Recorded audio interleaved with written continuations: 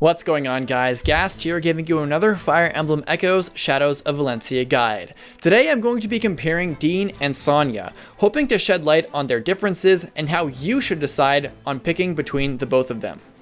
Midway through Celica's route in Chapter 3, Commander Greeth will deploy Dean to the north and Sonia to the south in order to stop Celica from advancing onto his desert outpost.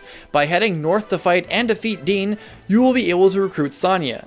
By heading south to fight and defeat Sonia, you'll be able to recruit Dean. Because both of these characters are good, it's understandably difficult to decide who to go with.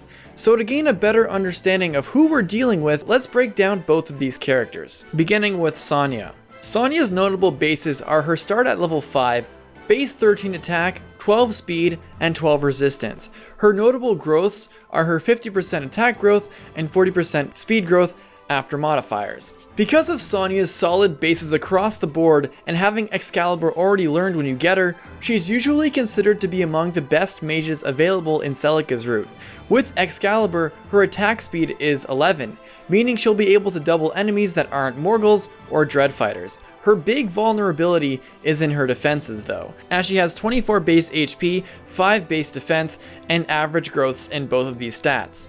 Letting her keep her steel shield will reduce her attack speed to 9, which, on hard mode, still lets her double most non-Dread Fighter or Mogul enemies, but it will be near impossible for Sonia and other mages to keep up with the speed of late game foot units and Moguls. Such is the fate for 4 move locked mages. Sonia's all about offense and is best compared with Mei, as both units are meant to deal big time damage.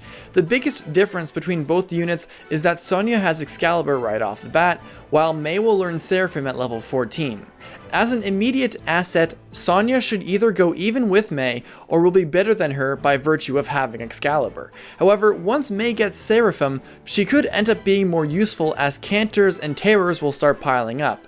Because of Mei's availability, she should be getting close to level 14, or at the very least, past level 5 if you've been training her, meaning that Mei will become a priestess faster than Sonia will be able to. Bowie and Sonia is a bit of a hard comparison to make as they're both quite different from one another. Bowie is a defensive unit while Sonia is a nuke. That said, in terms of speed, they're both probably going to end up similarly in the end, as either unit will probably get doubled by the late game's fast sword users and terrors. Still though, Sonia will end up dealing more damage than Bowie early on.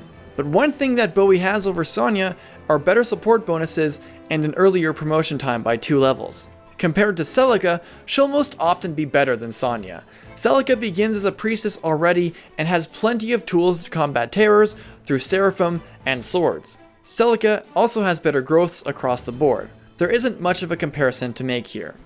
Overall, Mei and Sonia will tend to compete with one another, but Mei can promote into a priestess sooner than Sonia can if you've been training her. However, Sonia will be able to perform well as a priestess as she can use blessed swords to fill in her Terror Slayer capabilities, but Mei has Seraphim right out of the gate when she promotes. Ultimately, Mei has availability and more fitting spells to deal with terrors, giving her the slight edge over Sonia in most circumstances. Overall, Sonia is definitely a solid mage unit, and can be a guaranteed help if your Mei died or is underperforming. Dean. Dean's notable base stats are his solid 32 base HP, impressive base 17 speed and skill, and a decent 13 attack. At base 17 speed, he can double most infantry units, as he needs just 3 speed gains to reliably double most Dread Fighters on Celica's route. And with his 45% speed growth, it's certainly a possible thing to do. Additionally, he has a 40% growth of attack after modifiers, as well as a 60% HP growth.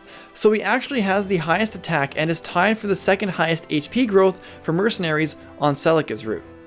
Speaking of Dread Fighters, aka the best class in the game, Dean can obviously become one.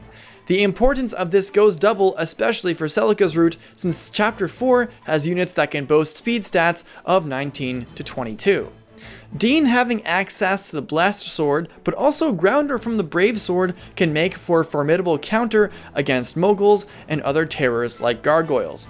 In other words, Dean's bases, growths, and class allow him to be a versatile unit with great potential.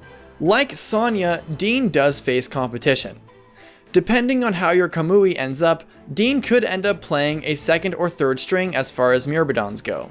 If it weren't for his low recruited level at level 5, he could possibly be the definitive second string mercenary in Celica's group. But the low base level means a longer time to promote into a Dread Fighter, and by this point, Saber and Kamui should both be close to becoming Dread Fighters. As Dread Fighters though, Dean will have more potential than Kamui if you're planning to invest time in him. While arguably neither Sonya or Dean are the best character for their class in Celica's route, Dean still goes through the easily promotable mercenary line, while Sonya has the sexist female mage line, promoting later than the male mages. What is with that, Gaiden? Pound for pound, Dean is a better choice than Sonya, but make no mistake, Sonya will contribute to the team, so don't regret picking her if you did already. It also depends on what your units are looking like. If your Mei or Bowie are underperforming, then Sonya will be a quick fix. And if you're willing to wait for Sonya to become a priestess, she will gain healing, the entrap spell, and the rewarp spell down the line, as well as having to be able to use swords on her own. If you've got the time, Sonya could be a more creative and fun unit to use than Dean can. Personally, I chose Dean because I like his bases and his potential as a Dread Fighter.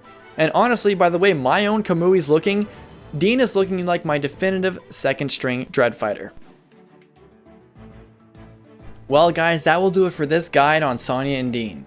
If you guys enjoyed this video, please leave a like and a comment, and if you haven't yet, please subscribe for more Fire Emblem Echoes Shadows of Valencia tips and content. With that all being said, thanks for watching and I'll catch you guys next time.